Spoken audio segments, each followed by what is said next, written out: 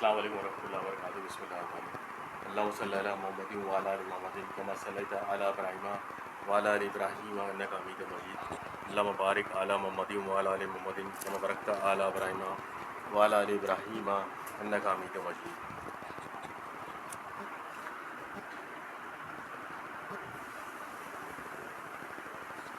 عالم کی فضیلت کے بارے میں ہے یہ باب. اس میں سب سے پہلے میں ایک عالم کے اوپر سختی کے حوالے سے بھی ایک حدیث سنا دوں. پہلے میں 2649 ترمذی کی ہے کہ ابو ہریرہ رضی اللہ عنہ سے کہ رسول اللہ صلی اللہ علیہ وسلم نے فرمایا ہے کہ جو سوال کیا جائے اس عالم سے کہ جانتا ہے اس کو پھر چھپائے اس کو لگام ڈالی جائے گی اس کو قیامت کے دن. یعنی کہ وہ بخل کرے یا برا مانے کسی کے سوال کا پوچھنا تو اس کے اوپر اس کو قیامت کے دن اس کی لگام ڈالی جائے گی. اتنی یہ سختی بھی ہے. اب اس کی فضیلت کے اندر یہ ہے کہ حدیث نمبر 2681 ابن عباس رضی اللہ عنہ سے کہ فرمایا رسول اللہ صلی اللہ علیہ وسلم نے ایک فقیہ یعنی عالم بالحدیث سخت طور شیطان پر 1000 عابد سے زیادہ.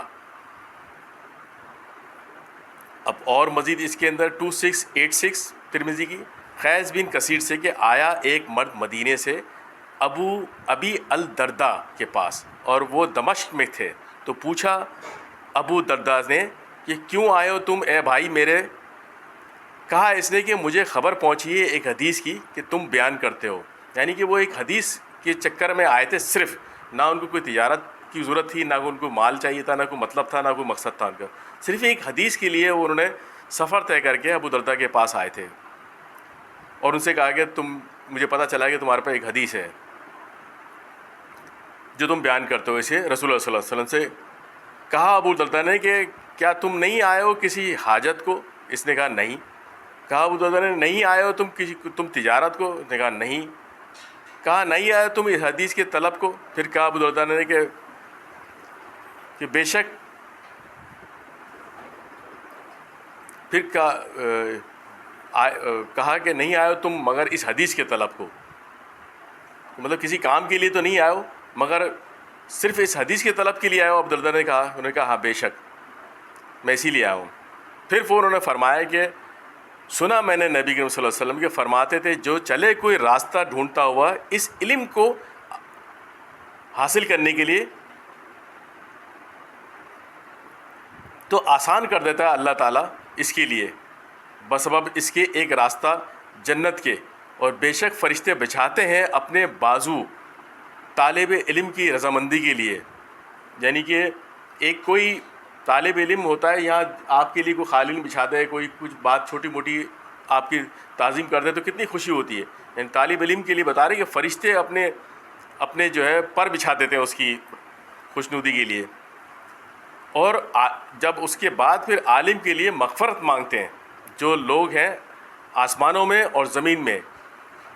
یعنی کہ فرشتے بھی اس کے لیے مغفرت مانگتے ہیں جب وہ ایک طالب علم کے لیے حصول کے لیے جب جدوجہد کرتا ہے تو اس کے لیے فرشتے بھی اس کی مغفرت کے لیے دعا مانگتے ہیں. جو لوگ آسمانوں میں ہیں یعنی جو فرشتے آسمانوں میں بھی ہیں اور جو مخلوقات آسمانوں میں بھی ہیں اور زمین میں یہاں تک کہ مچھلیاں پانی میں، وہ سب اس کے لیے مغفرت کی دعا مانگتے ہیں. فضیلت عالم کی عابد پر ایسی ہے جیسی فضیلت چاند کی تاروں پر. اور بے شک علماء وارث ہے پیغمبروں کے اور پیغمبروں نے ورثہ نہ چھوڑا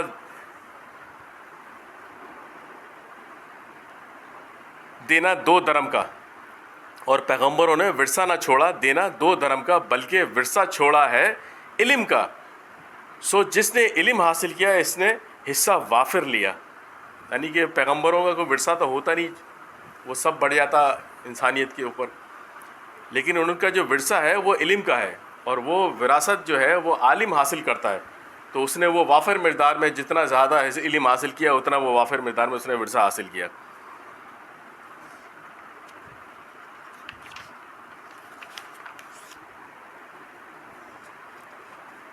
ٹو 2685 ترمذی کی ابھی امامہ باہلی سے کہ ذکر کیا رسول اللہ صلی اللہ علیہ وسلم نے آگے 2 مردوں کا، ایک ان میں سے عابد تھا اور دوسرا عالم. فرمایا رسول اللہ صلی اللہ علیہ وسلم نے فضیلت عالم کی عابد پر ایسی ہے جیسے فضیلت میری تمہارے ادنا پر. یعنی کہ عالم کی فضیلت ایک عابد کے اوپر اتنی زیادہ ہے. پھر فرمایا رسول اللہ صلی اللہ علیہ وسلم نے بے شک اللہ تعالیٰ اور فرشتے اس کے اور آسمان اور زمین کے سب لوگ یہاں تک کہ چونٹی اپنے سوراخ میں اور مچھلی اپنے پانی میں دعائے خیر کرتے ہیں اور رحمت بھیجتے ہیں اس شخص کے لیے جو لوگوں کو نیک بات سکھا دے. شکریہ.